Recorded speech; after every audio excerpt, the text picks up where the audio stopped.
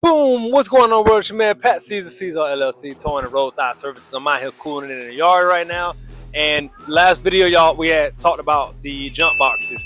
We got towing and roadside assistance business, and y'all in the towing and roadside assistance business, I need y'all to listen up and pay attention.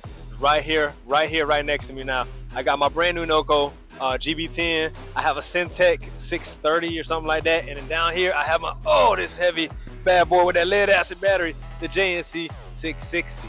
And well, this is the thing. I told y'all in the last video, I done had that Syntec for so long. So I asked myself, I'm like, damn, would it make sense instead of me trying to buy another jump box to keep a jump box in every vehicle, why don't I just fix the jump box that I got? Now, of course, the last JNC got stolen. I've never had a Noko before, but I still got this Syntec that I was looking through some of my old YouTube videos the other day. I've had that thing for almost 8 years, and it probably stopped working 4 years ago. I kept saying I would get a battery, and I didn't. So lo and behold, here we are today, and I realized that it is imperative that I get one. But is it really worth it? And this is the question that we're going to ask. Is it worth it to fix a jump box, or does it make more financial sense to just go and buy a new one? Well, let's go ahead and take this thing apart, and we'll answer the question as we go. Okay, so what I decided to do was take the Syntec. This is 3-in-1. I don't know if it's a 6-in-1 now that they sell, but this is the old model. This thing is from, I don't even know. I truly don't even know where this is from, but I've made a little makeshift table in order to make this video so I can take it apart and show y'all what we got. Let's take this thing apart. I've already started on some of the screws. Let's take this off.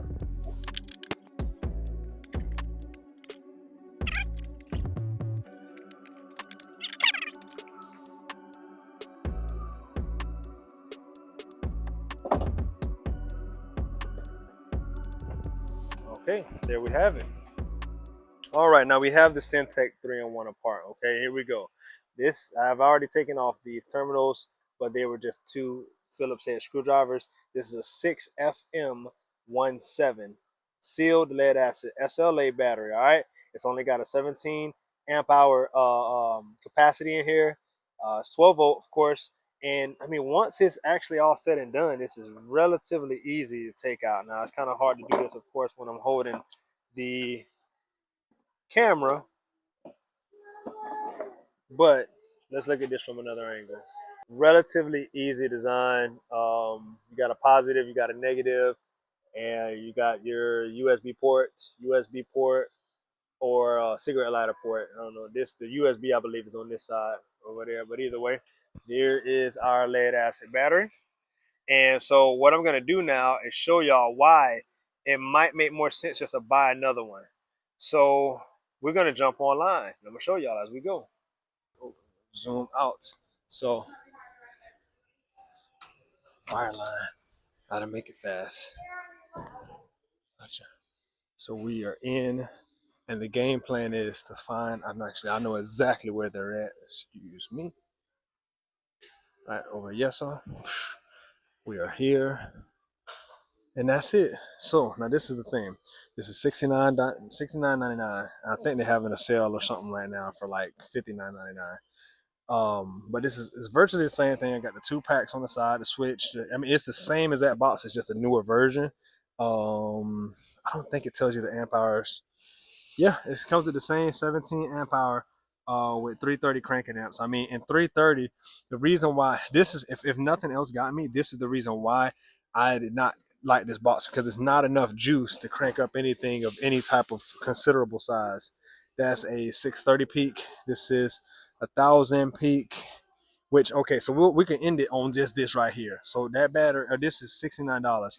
Now the problem is the actual battery to replace the thing is the same as that price. So for that, you might as well just go ahead and buy it. But again, looking at those 330 cranking amps, that's not enough to do anything besides start a damn lawnmower or something.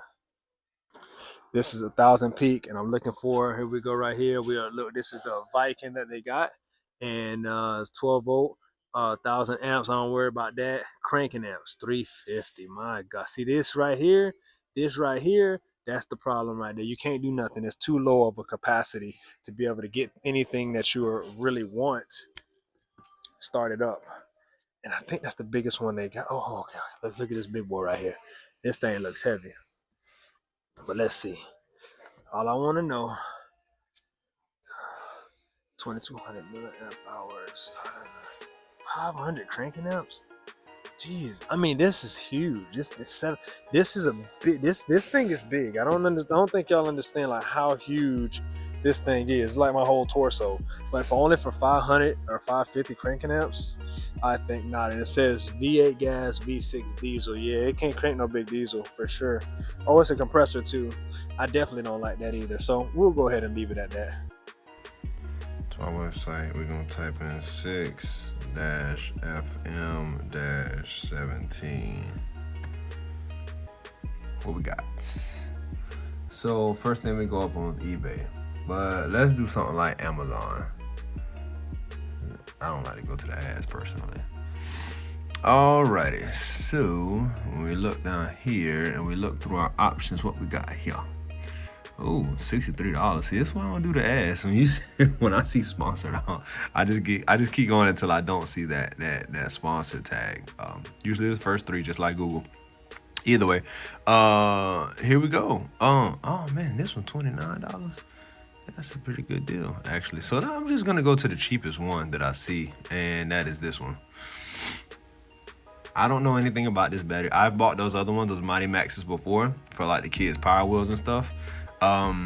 But I realized that as I look through these, you can't really find 17 amp hours no more. It's 18 amp hours. So it should be the same. It's got the same type of terminals.